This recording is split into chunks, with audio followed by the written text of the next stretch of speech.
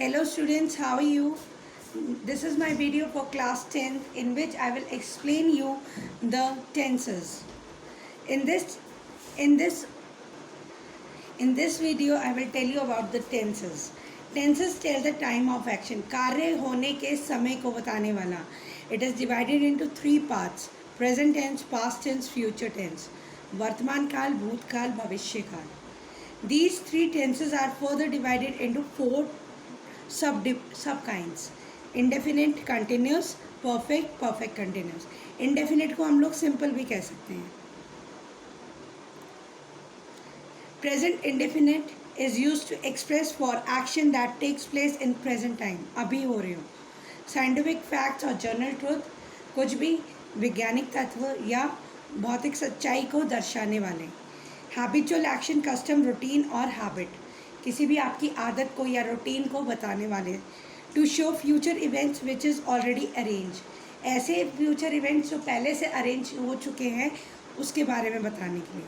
Imperative, जैसे आप जानते हो, request, order, command imperative sentences होते हैं. इसमें भी हम प्रेजेंट इंडेफिनिट टेंस का ही यूज़ करते हैं. इन हेडलाइंस, मतलब जैसे न्यूज़पेपर की हेडलाइंस वगैरह होती है उनमें हम प्रेजेंट टेंस का यूज़ करते हैं, इंडेफिनिट का. Present continuous tense, it is used to express that action that is going on, अभी चल रहे हूँ. Expected to take place in immediate future, होने वाले, आने वाले कुछ समय में तुरंत होने वाला कुछ काम वो present continuous में होता है.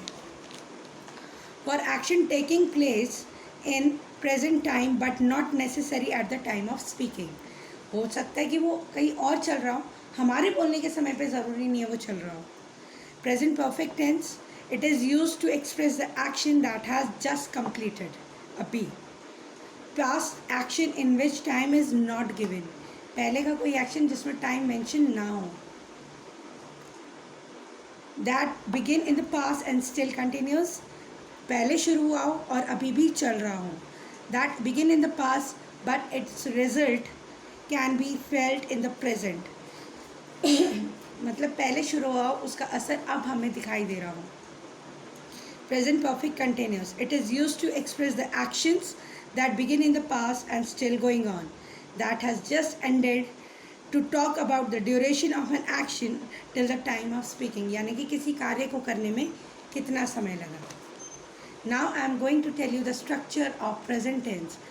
Simple present tense, singular subject, verb, plural form SES, IES, VES plus object. Plural subject IU, verb first form plus object.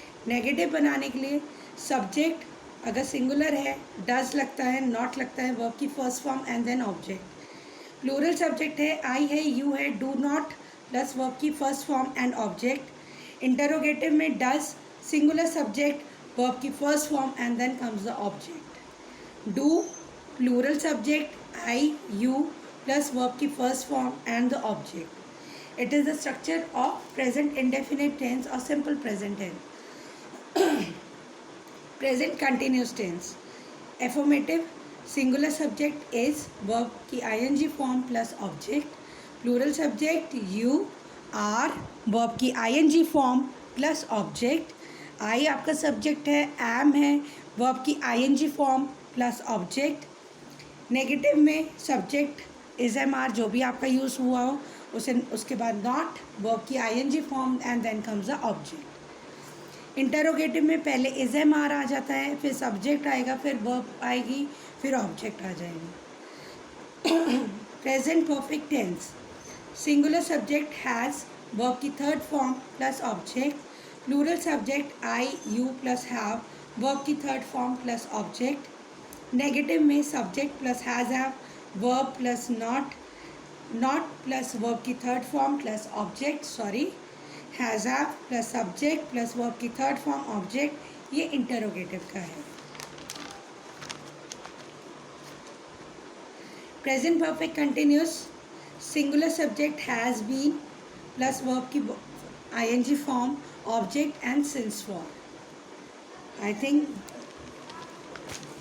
now you can see the full image. Plural subject I, you, plus have plus been verb की ing form plus object plus since form.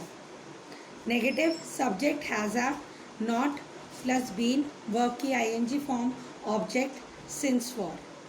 Interrogative has have subject been verb की ing form object and since form. So this is all for today. In my next video I will explain to you the future tense and the past tense of the 10th chapter. Till then, stay home, stay safe, and bye for now.